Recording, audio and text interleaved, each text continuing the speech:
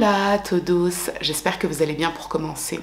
Écoutez, l'affaire d'aujourd'hui est très intéressante, hein. Je vous cache pas que c'est une affaire assez déroutante, hors norme même, j'ai envie de dire. Et le sujet est assez sensible, donc je vais faire attention aux termes que je vais employer. Donc par exemple pour la date principale, je dirais 1 septembre, pour faire en sorte de pouvoir passer entre les mailles du filet, parce qu'à mon avis la vidéo sera soit bloquée, soit démonétisée, soit il y aura une limite d'âge à 18 ans et ça m'embête, donc je vais tenter voilà, de passer entre les mailles du filet. Et avant que j'oublie, sachez que la famille de Giuseppe Morgante et Giuseppe lui-même m'ont envoyé des messages pour vous remercier pour vos messages de soutien et pour vos dons. J'avais mis un commentaire sur mon Instagram, mais je pense que peu de personnes l'ont vu ce message. Je l'ai également mis dans l'onglet communauté de la chaîne YouTube, donc je vous le dis à l'oral, comme ça vous le savez. Ce que je vous propose à présent, c'est de cesser les digressions ici et maintenant. Je vous laisse vous installer tranquillement et puis je vous dis à tout de suite. We never really filed the marriage certificate here in New York, so in the eyes of the laws we weren't married. There was no need for us to file it because we were going to get married here October 12th. So when he died, that was a huge problem for me, but I was able to solve that with the help of a lawyer, and a judge ended up marrying us posthumously, which was the saddest thing in the world, to become a widow, you know, like that, but it's strange.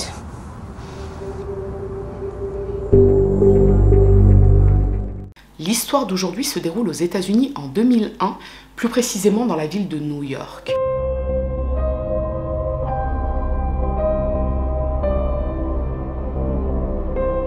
On est le 1 septembre 2001 dans le quartier de Manhattan.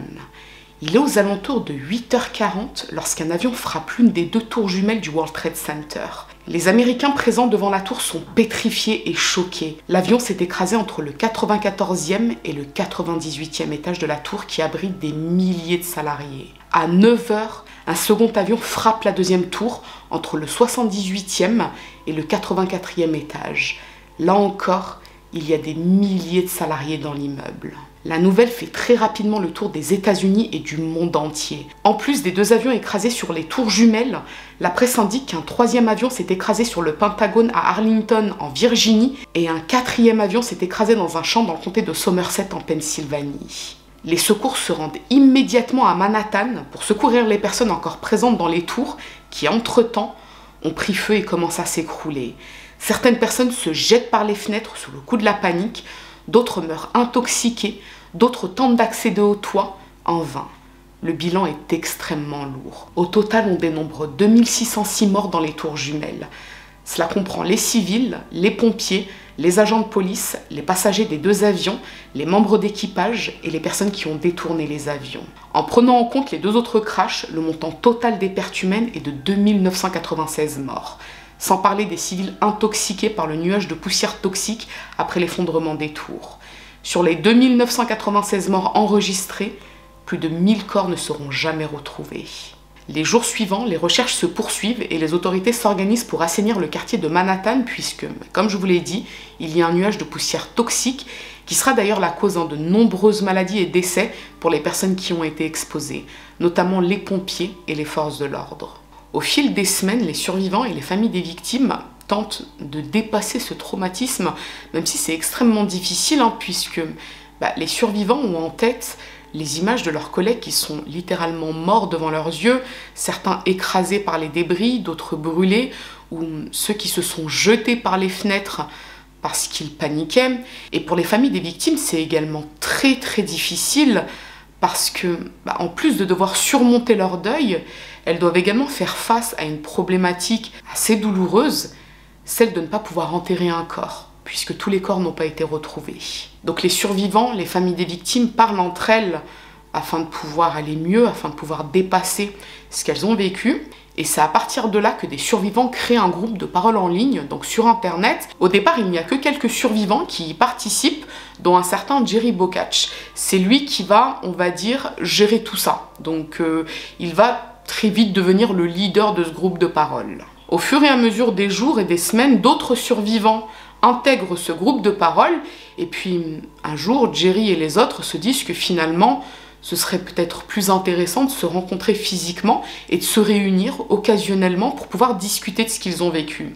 Donc ils choisissent des locaux dans le sud de Manhattan et très régulièrement ils se rencontrent pour que chacun puisse faire part de son expérience. Ce collectif est baptisé le réseau des survivants du World Trade Center et au fil des semaines et des mois, de plus en plus de personnes l'intègrent.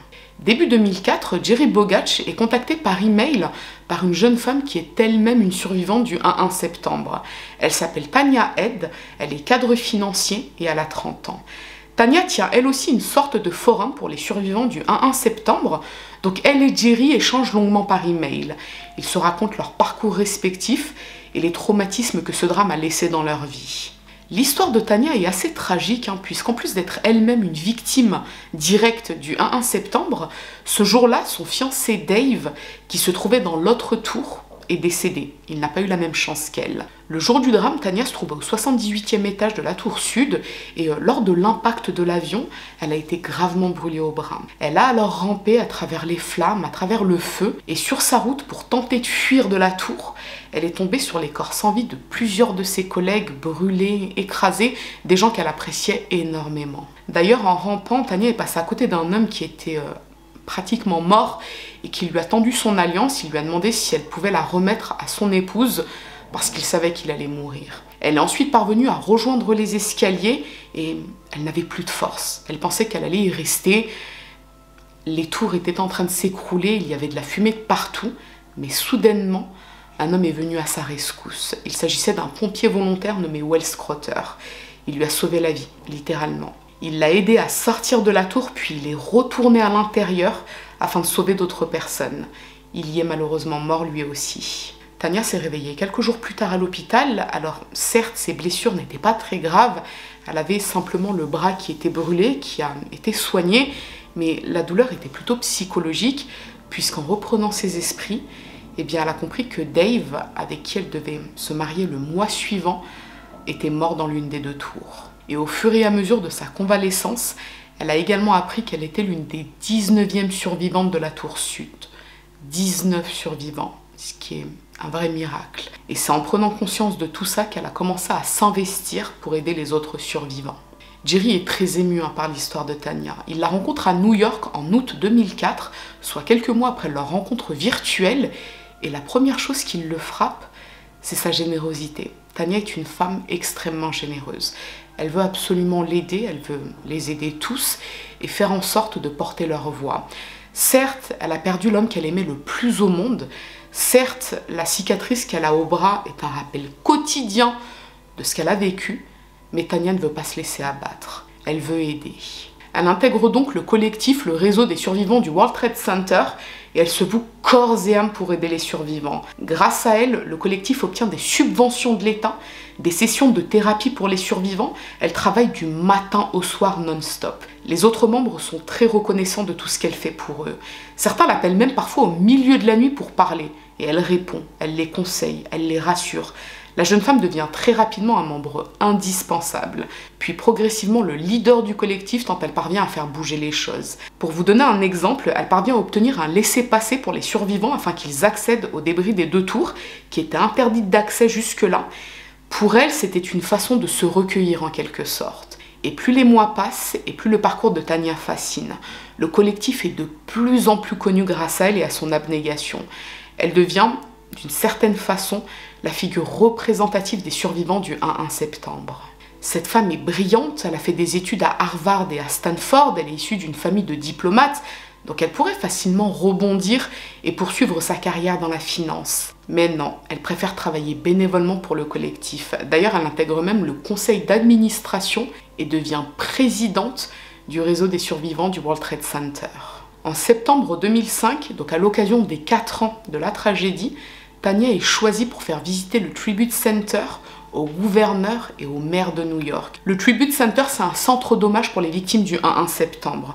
Et à cette occasion, il y a une horde de journalistes. Tout le monde veut entendre l'histoire de Tania, parce qu'elle est dorénavant devenue l'une des survivantes les plus célèbres du 11 septembre. Mais étonnamment, ce jour-là, Tania semble très nerveuse.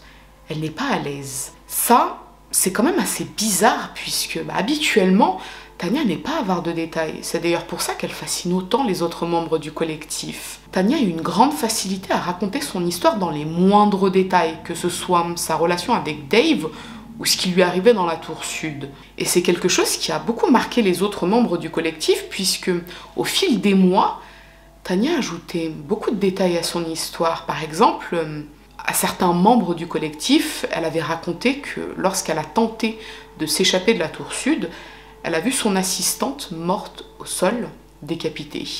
Et lorsqu'elle parlait de son fiancé Dave, elle expliquait donc qu'il devait se marier en octobre, donc un mois après le drame, mais qu'il s'était rendu à Hawaï peu de temps auparavant pour se marier lors d'une cérémonie secrète. Donc forcément, ceux qui connaissent Tania, ceux qui connaissent sa façon de raconter avec facilité son histoire, sont assez étonnés de la voir limite bégayer devant les journalistes, devant le gouverneur et le maire de New York. Ils ne comprennent pas et les journalistes sur place sont également très étonnés. L'un d'eux se précipite vers elle et lui demande à quel étage elle se trouvait le 11 septembre. Il veut absolument savoir. Et lorsqu'il lui pose la question, Tania ne lui répond pas, elle préfère se retirer. À partir de ce moment-là, des journalistes se posent des questions. Parce qu'on leur a souvent parlé de Tania, on leur a dit avec quelle facilité elle racontait son histoire. Cela dit, d'une version à l'autre, les faits ne sont jamais les mêmes. Par exemple, à certains, elle a raconté que Dave était son fiancé et qu'il devait se marier au mois d'octobre. À d'autres, elle a dit que Dave et elle étaient mariés. Donc, eux ne comprennent pas, Dave était son fiancé ou son mari. Idem pour le nom de famille de Dave. À certaines personnes, elle a donné un nom de famille, à d'autres, elle a donné un autre nom de famille. Bizarre. Pour en avoir le cœur net, des journalistes vérifient un article qui a été publié dans le New York Times en mai 2002. C'est un article très détaillé sur les événements du 11 septembre. Tous les survivants de la tour sud sont cités, la tour dans laquelle se trouvait Tania. Mais étrangement, elle n'apparaît nulle part. Après tout, c'est pas une preuve en soi. De toute façon, Tania a fourni tellement de détails qu'en fouillant un peu, on pourra corroborer toutes ces déclarations. Les journalistes vérifient alors les registres des victimes du 11 septembre. Tania a fourni le prénom Dave pour son fiancé. Donc si on cherche, on va le trouver. Les journalistes vérifient, pas de Dave. Cela dit, il y a un David Suarez. Dave, David, les journalistes contactent donc la famille et l'entourage de David Suarez et tous sont unanimes. Ils n'étaient pas au courant d'une relation avec Tania Head, ils ne savent même pas qui c'est Tania Head. D'ailleurs, ses amis disent que s'il avait une petite copine, il leur en aurait parlé forcément. Et sa famille dément également une information puisque Tania avait expliqué qu'elle et Dave vivaient ensemble. Mais la famille de David Suarez dit que ce n'est absolument pas le cas, ils vivaient en colocation à Manhattan. Les journalistes se rapprochent de ses anciens colocataires et là encore, ils sont tous unanimes. David Suarez ne sortait pas avec une femme prénommée Tania. Et autre point, personne dans sa famille ou parmi ses amis n'a entendu parler d'un voyage qu'il aurait fait à Hawaï quelques semaines ou quelques mois avant sa mort. Les journalistes sont de plus en plus intrigués. Ils veulent aller au bout de cette histoire, donc ils revérifient toutes leurs notes, que ce soit les déclarations de Tania ou des autres membres du collectif. Tania a indiqué à plusieurs reprises et à plusieurs personnes qu'en 2001, elle travaillait pour l'entreprise MERCIIII et compagnie. Donc les journalistes contactent le service RH de cette entreprise et au téléphone, le service RH leur dit qu'ils n'ont aucune trace d'une Tania Head embauchée par leur entreprise en 2001. Et plus étrange encore, en 2001, ils ne possédaient aucun locaux dans la tour sud du World Trade Center.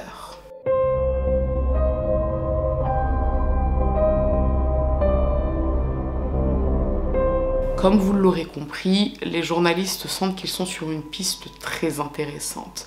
Ils tentent alors de joindre Tania pour lui poser quelques questions, mais elle refuse. Elle invoque son état émotionnel ou des problèmes d'ordre privé. Elle ne comprend pas pourquoi ils veulent l'interroger. Elle n'a rien fait d'illégal. Elle n'a même pas demandé à toucher les indemnisations prévues par l'État américain. Mais les journalistes ne lâchent pas l'affaire. Ils la contactent encore et encore. Ils veulent savoir si elle a dit la vérité ou si elle a menti. Et ça, Tania a beaucoup de mal à le supporter. Elle en parle d'ailleurs aux autres membres du collectif. Elle leur dit « Regardez, ils me harcèlent, ils veulent absolument que je réponde à leurs questions. Comment est-ce qu'ils peuvent douter d'elle après tout ce qu'elle a fait pour les survivants. Et c'est vrai que Tania s'est beaucoup investie au sein du collectif des survivants du 11 septembre. Elle a travaillé jour et nuit, elle a fait pas mal de choses pour eux, elle leur a permis de toucher des indemnisations, elle a permis de faire reconnaître l'ensemble des personnes qui étaient survivantes, et elle n'a jamais touché un cent de dollar pour tout ça. Elle n'a pas essayé de monnayer son histoire. D'ailleurs, elle a elle-même utilisé son propre argent pour les aider. Donc, pourquoi est-ce qu'ils doutent d'elle comme ça? Et les autres membres du collectif soutiennent Tania, puisque elle a beaucoup fait pour eux, elle ne leur a jamais rien demandé. Elle a fait des études prestigieuses à Harvard, à Stanford. Elle pourrait reprendre sa carrière là où elle l'a laissée. Mais non, elle préfère travailler gratuitement pour eux. Mais là encore, il y a un petit problème. Les journalistes ont contacté Harvard et Stanford. Ils ont demandé s'ils avaient dans leur fichier une ancienne étudiante nommée Tania Head. Et les deux universités sont unanimes. Aucune Tania Head n'a étudié dans leur établissement. Là, je peux vous dire que ça va chauffer sec pour Tania Head. En septembre 2007, le New York Times publie un article sur Tania Head, un article assez long dans lequel les journalistes reprennent point par point tous les détails fournis par Tania et ils les démontent tous ces détails. Non, Tania n'a jamais étudié ni à Harvard ni à Stanford. Non, Tania n'a jamais été fiancée avec David Suarez, peu importe le véritable nom de son ex-fiancé imaginaire, il n'a jamais existé. Et surtout, en 2001, Tania ne travaillait pas pour l'entreprise MERCIIII Company, qui n'avait même pas de locaux dans les tours du World Trade Center en 2001. La conclusion de l'article, eh bien, c'est que Tania Head n'est certainement pas une survivante du 11 septembre. Après la parution de l'article, Tania Head est démise de ses fonctions de présidente du collectif, le réseau des survivants du World Trade Center, à la suite du vote des membres du conseil d'administration. Tout le monde est sous le choc. Tania Head, c'est une femme qui est très appréciée, qui a une sorte de halo lumineux autour d'elle, tant elle est charismatique, surtout quand elle raconte son histoire, ses histoires. Mais il est vrai que certaines personnes se posaient quand même des questions dans son entourage. Certains se disaient que les détails n'étaient jamais les mêmes d'une version à l'autre, que ce soit sur son histoire avec Dave, que ce soit sur le poste qu'elle occupait dans la tour sud, que ce soit sur ses diplômes. Il est vrai qu'il y avait beaucoup de divergences. Cela dit, les gens n'osaient pas trop lui poser des questions parce que ils ne voulaient pas faire preuve d'un manque de sensibilité ou d'un manque de respect. Après tout, elle avait beaucoup souffert, elle avait perdu l'homme de sa vie, et puis elle avait une grosse cicatrice au bras. Cela dit, même si certains reconnaissent que cette cicatrice était assez impressionnante, ça ne ressemblait pas vraiment à une cicatrice laissée par une brûlure. Mais jamais personne n'avait osé remettre en doute sa parole jusqu'à présent. Pour eux, Tania Head, c'était celle qui avait fait bouger les choses au sein du collectif, celle qui avait débloqué des fonds au niveau de l'État, celle qui leur avait permis d'avancer. Donc pourquoi douter d'elle alors qu'elle n'en tirait aucun avantage financier? On a simplement cru ce qu'elle racontait. Et cette histoire fait très rapidement le tour du monde. Et à 6000 km de New York, dans la ville de Barcelone, le journal espagnol La Vanguardia publie lui aussi un article choc. Tania Head, la figure emblématique des survivants du 11 septembre, s'appelle en fait Alicia Esteve Head. Elle n'est pas américaine, mais espagnole. Et le 11 septembre 2001, au moment de l'impact sur les tours du World Trade Center, Alicia se trouvait à son cours d'économie à Barcelone. Le journal fournit des détails sur cette femme. Elle est née en 1973 à Barcelone, au sein d'une famille barcelonaise éminente et riche, qui a été impliquée dans un gros scandale financier en 1992. Le père et le frère d'Alicia avaient été condamnés à de la prison ferme à l'époque. Elle a étudié à l'université de Barcelone, puis elle a travaillé comme assistante de direction avant de reprendre ses études à l'école supérieure d'administration de Barcelone en 2000. Et à la fin de son cursus, en juin 2002, elle avait expliqué à ses camarades de classe qu'elle comptait s'installer aux États-Unis pour travailler à New York. Le journal espagnol La Vanguardia a bien sûr interrogé des personnes qui ont côtoyé Alicia par le passé, et tous ont dit que c'était une femme assez étrange dans le sens où elle passait son temps à mentir. elle mentait pour tout et n'importe quoi. Elle n'avait pas beaucoup d'amis, justement à cause de sa mythomanie.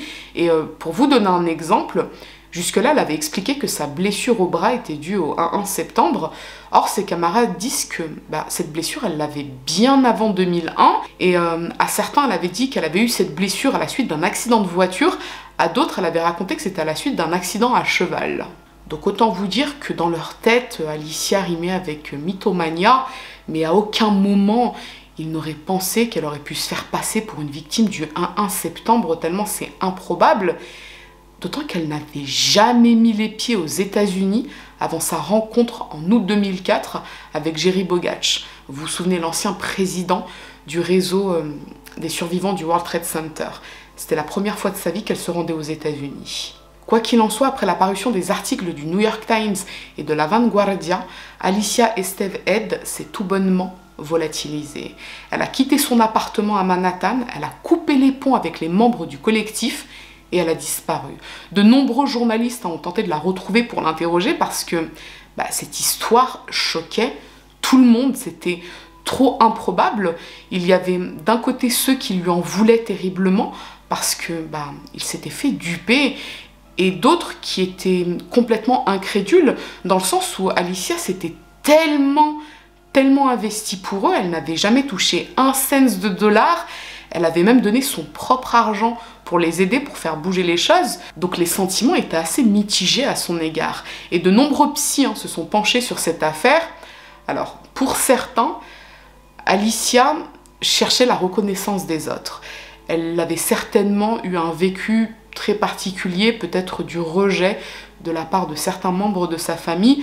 Donc elle cherchait de la reconnaissance auprès des autres en s'inventant des histoires plutôt farfelues, en se mettant dans la peau d'une victime. Et effectivement, c'est ce qu'il s'est passé, puisque tout le monde l'a tout de suite adoptée, aimée, encouragée, et tout le monde a eu besoin d'elle d'une certaine façon.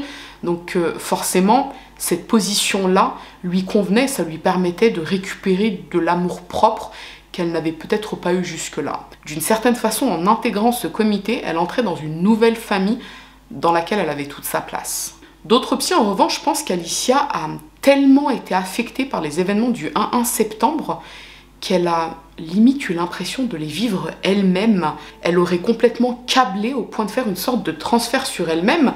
D'ailleurs, les membres du collectif qui l'ont côtoyée à l'époque disent que lorsqu'elle leur racontait sa vie avec Dave, elle pleurait vraiment et elle consultait même des thérapeutes pour pouvoir surmonter le décès de Dave. Elle leur a dit à plusieurs reprises qu'elle voulait sauter la vie parce qu'elle ne parvenait pas à dépasser la perte de Dave. Donc ces psys disent qu'en fait elle a peut-être vraiment eu l'impression d'avoir vécu les événements du 1 septembre. On peut éventuellement évoquer le syndrome de Munchausen. C'est une pathologie psychologique caractérisée par le besoin de simuler une maladie ou un traumatisme dans le but d'attirer la compassion ou l'attention.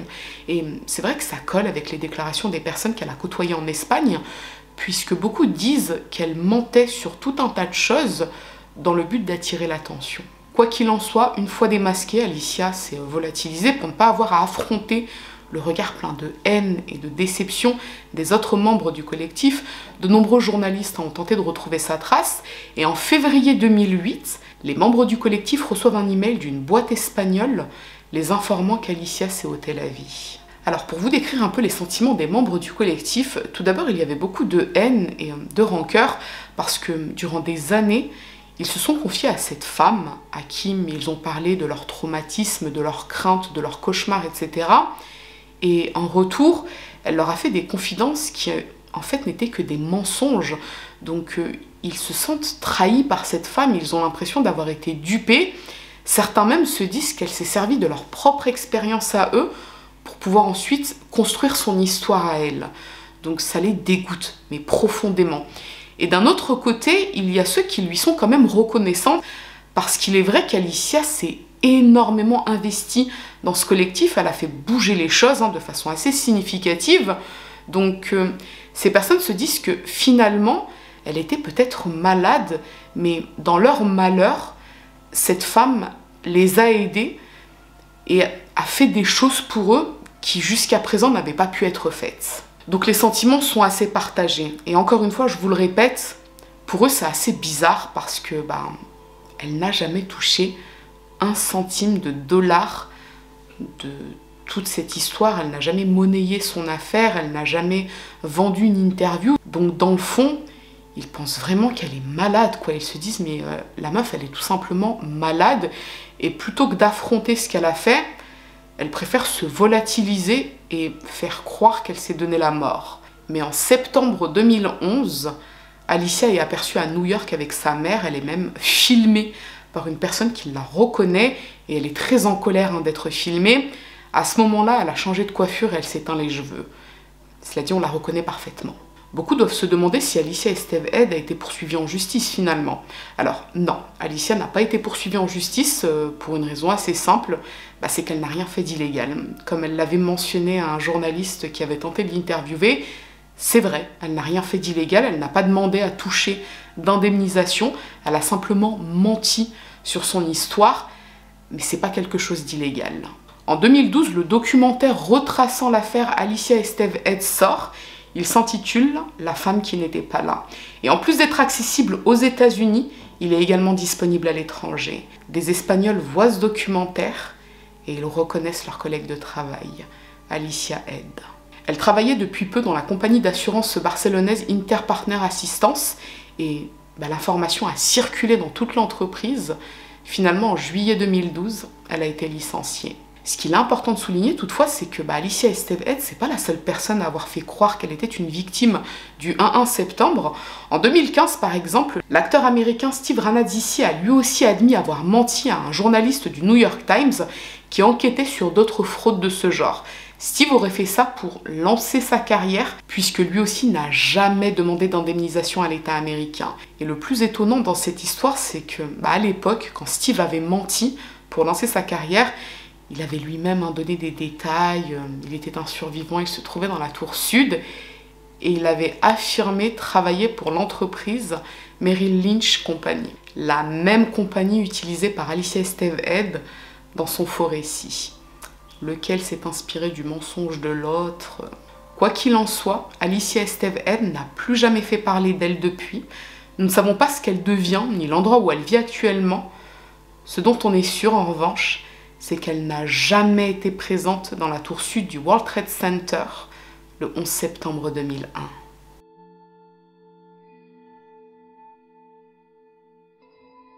Bon, et bien, si vous en êtes à cette partie, j'en suis très contente. Je vous avoue que j'étais grave stressée tout au long de la vidéo parce que j'ai une mèche volante. Bref, franchement, cette histoire, je l'ai trouvée tellement intéressante. Et pour tout vous dire, en fait, je suis tombée dessus par hasard parce que au départ, je cherchais des infos sur une autre affaire. Et là, je tombe sur cette vidéo, sur le documentaire, justement, La femme qui n'était pas là. Je me suis dit, mais qu'est-ce que c'est que cette histoire? Alors, je savais que ça existait, malheureusement, parce qu'on a eu le cas en France. Vous vous souvenez, il y a eu plusieurs personnes qui ont été épinglées pour ça. Les arnaques... faut que je fasse attention aux mots que j'emploie, parce que je suis sûre et certaine que ma vidéo, elle va être limitée... il va y avoir une limite d'âge et elle va être démonétisée, donc il faut que je fasse attention. Mais bref, à la suite de 2015, je crois que c'était 2015... il y a eu des gens qui sont allés réclamer des indemnités à l'État français et ensuite ils se sont fait choper, quoi. Il y en avait un par contre qui n'avait pas demandé d'indemnité, c'était simplement pour attirer l'attention sur lui, mais je trouve ça tellement ouf en fait. Comment, à quelle heure tu penses à faire un truc comme ça? Je trouve ça vraiment, honnêtement, c'est délirant. Après, il faut avoir une sacrée faille narcissique pour faire un truc comme ça. Moi, vraiment, j'arrive pas à comprendre les gens qui montent sur des trucs énormes. Après, des mensonges, des petits mensonges du quotidien, je pense qu'on est tous un peu... on sort tous des mythos au quotidien, mais pas des mythos méchants, mais des petits mythos de complaisance, on va dire. Mais là, c'est tellement énorme. Et puis, Tania Ed, Alicia Esteve-Ed, vous l'écoutez raconter son histoire avec Dave, tout ça, mais... ouais, on est là, on se dit, wesh, la meuf, elle est trop crédible. Franchement, la meuf, on dirait qu'elle le vit, l'événement, quand elle le raconte. Donc oui, je pense qu'effectivement, elle est malade, parce que elle n'a pas fait ça pour l'appât du gain. Donc c'est qu'il y a forcément un problème psychologique derrière tout ça. Cela dit, j'espère que depuis, elle s'est soignée, et que qu'elle a pu reprendre sa vie. Aujourd'hui, elle a quel âge, du coup? Aujourd'hui, elle a la cinquantaine. Donc j'espère que depuis, elle a fait sa vie et que elle a regretté ce qu'elle avait fait, parce que c'est pas cool.